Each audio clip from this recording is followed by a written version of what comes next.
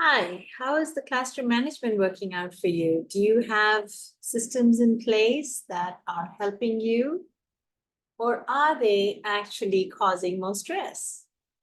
Hi, my name is Prerna, and I'm a behavior coach. So this last week, I was in a classroom, and I was just taken aback by what was happening. So this very sweet teacher who was trying to get kind of control of the classroom, and it was a hot mess. She was so stressed out. And I was like, what is happening in this room? So let me set the scene. Here's what was happening. She is a young teacher and she is soft spoken and she is really like her heart is in the right place. She wants to be with the children, but she just doesn't know what she's doing. Right. So my heart really went out to her. And the things that she had in her classroom that should have been helping her in terms of classroom management strategies were actually the ones that were backfiring. That's what I felt. Like they were the ones that were causing the stress and all the confusion. So I'll give you two examples because there were many more, but the two that stood out the most that consumed a lot of the time. One was she had numbers of children per center, which is a common classroom strategy that, Sand Table has two, Dramatic has three, and so on and so forth, right? And so three of them were playing in the sand table. And the sand table had a sign of two. And she walked over there. I'm just going to call her Miss Tracy. And Miss Tracy walked over there. She got down on their level, and the three kids were playing, and they were deep in play by the time she got there. And then she whispered to them, do you see the sign? And they were looking around like, where's the sign? What's happening? And then she says, oh, over here it says two. And look, there's one and two and three. So she's counting and they're looking around, they're looking at the sign. And she says to them, there's three of you and there's only two allowed. So one of you has to leave. And they don't want to leave. They don't want to leave. They weren't ready to leave. They were having fun. They were playing. And so this whole thing took on like 10-15 minutes. And, then they were trying to tell her who came last and who came first. And all of this happened because she was trying to enforce the classroom management rules that she had created to put in the environment. And the kids got upset. There was crying. There was throwing things. None of that had happened before. So that was one incident. The second one was all to do with the sharing of toys. And so there was kids playing at the carpet. There were two dump trucks, and both the boys wanted the dump truck. There was one of them, and they started snatching, and they started, the whole thing happened. Like he snatched and he pushed and he cried. And so she was down there trying to, who had it first, and like going back and forth, and this whole wasted time was happening. These are 4-year-olds, so they're pre-K classroom, and this is spring, right? So they've been in this classroom the whole year, and they are now very comfortable with pushing and shoving and screaming and yelling. And it was quite noisy too, because they kept trying to call her, Miss Tracy, I need help. Miss Tracy, he's not sharing. Miss Tracy, like constantly, she was just putting out fires the whole time. This poor little teacher was just going from here to there to there to there, like constantly just putting out fires. And she was just exhausted. And I'm not surprised she was exhausted. So at the debrief, because after I do an observation, I always have a debrief. And I said to her, so how was your day? And she's like, well, it was okay. But it just gets so tiring because I have a few kids that don't just listen and it's so exhausting. And I'm like, well, there was a lot going on that could get you exhausted. I'm not surprised you're exhausted. And then I said to her, I said, you know what I think is happening in your classroom? It's your classroom management system that is backfiring. Underneath your stress is the classroom management strategies. And she said, what do you mean? I'm doing them really well. And that's what I was told to do when I started the school. And these are things that are supposed to help me. And I don't understand. I do it quite, intentionally. And I always stick with it. And I said, I know that's the problem. you have now become a police person instead of an educator. Your whole morning was gone putting out fires and policing the rules that you put in your classroom that were supposed to help you. She said, oh, tell me more. And I said, okay, let's take that example when they were at the sensory table. Yes, of course, you have guidelines posted in every center that so many kids can play together happily. But did you know that all three of them, did you notice that all three of them were playing happily? You went over there and you disturbed the play and it became a big thing. She said, oh, but that's what it's there for. The numbers are there. I'm supposed to use it. And no, I said, I understand the numbers are there to help you, but it wasn't helping you in the moment. So what to do instead, right? If I'm going to change, if I'm going to coach her, I have to give her a strategy what to do instead.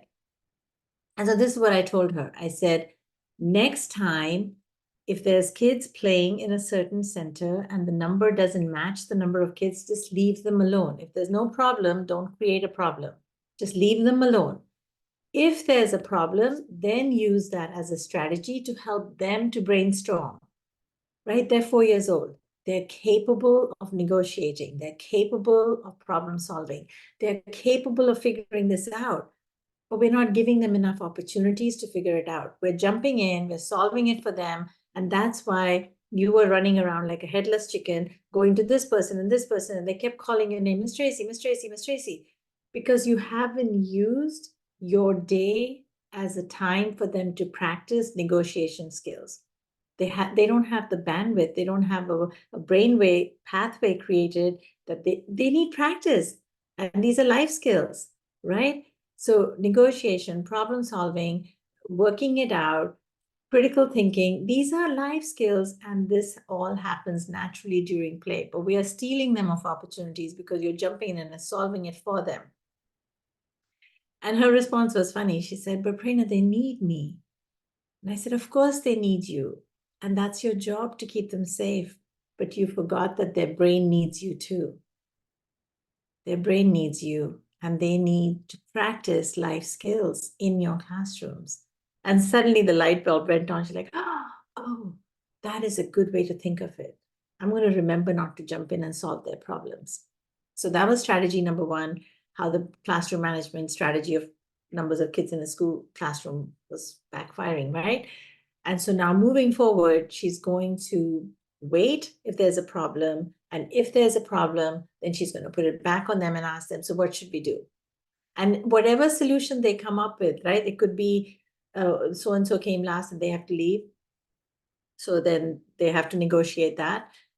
Or we can all figure it out and we can play together. Either way, it takes the problem out from the grown-up and puts it back on the kids for them to figure it out. The second incident was at the carpet with the dump truck sharing. And what I suggested to her was, let's introduce the vocabulary of turn taking, not just sharing, because turn taking is more powerful and it gives them autonomy. So as a class, we had a classroom meeting. So I went back with her after the debrief to the classroom, and we had a classroom meeting with 4-year-olds. The classroom meetings are genius. And way I framed the classroom meeting for them was saying, so I noticed when I was in your room earlier, there was two of you in the block area, and it turned into a little bit of a heated situation because you both wanted the dump truck, and both the boys were like, it was me. I'm like, I know. And I said to the whole class, I said, okay, so we have a problem in our classroom that we are struggling to share. What are some of your ideas? Well, how do you think we could do this? And they all started giving ideas. We could put a timer, we could take turns, we could go to Miss Tracy, we could. So, we had a brainstorming session, and the thing that I did with them was I said, no, I have an idea as well. So you guys gave me an idea. We wrote down their ideas. We put their name next to it so their voices felt validated. And I told Miss Tracy, I said, next time, use this as a reference. Remember what you guys said? How could we do the sharing but we took it one step forward, and I said, do you guys want to play a game? It's called caring, sharing, and taking. So they said, yeah, we want to play that game. I said, okay, this is how the game goes. So we had two kids come up in the front and we had them take something from each other. Then we had this whole conversation. How did that make you feel? It wasn't nice. It was yucky, one of the little girls said. And then we did the same game again. And this time we gave. Instead of taking, we gave, right? So taking and sharing sounds different, feels different. So bringing it to life for the kids. What does that look like, sound like, feel like? So we broke these words apart: taking, sharing, caring. Because when you take turns, what does that feel like, look like, sound like? When you take something away from somebody, what does that sound like, look like? So taking something is not sharing. It doesn't feel the same. And so we had this conversation and we put it back to the children and we said, okay, this is our school family and we got to take care of each other. So what are your ideas? The next time something like this is happening, when somebody's not sharing, what are we going to do? And they all had such good ideas. And they're like, we're going to use our words. And I can say, you can have it after I'm done, or I can have it after you're done. And, it changed the dynamics of that classroom. Suddenly, the grown-up was not the police person. Suddenly, the grown-up was not the one in charge, instilling and compliance, all these rules that had to be followed. It suddenly became a community of capable human beings because there were 12 4-year-old brains and one grown-up brain. There's 13 brains in there, and we can do better. So think about this. If this resonates with you, what classroom management things do you have in place that are backfiring for you and are stealing children the opportunity to master life skills? And how can you get them involved? So whether you're in a toddler classroom, whether you're in a preschool classroom, my image of the children is that they're capable, that they're intelligent.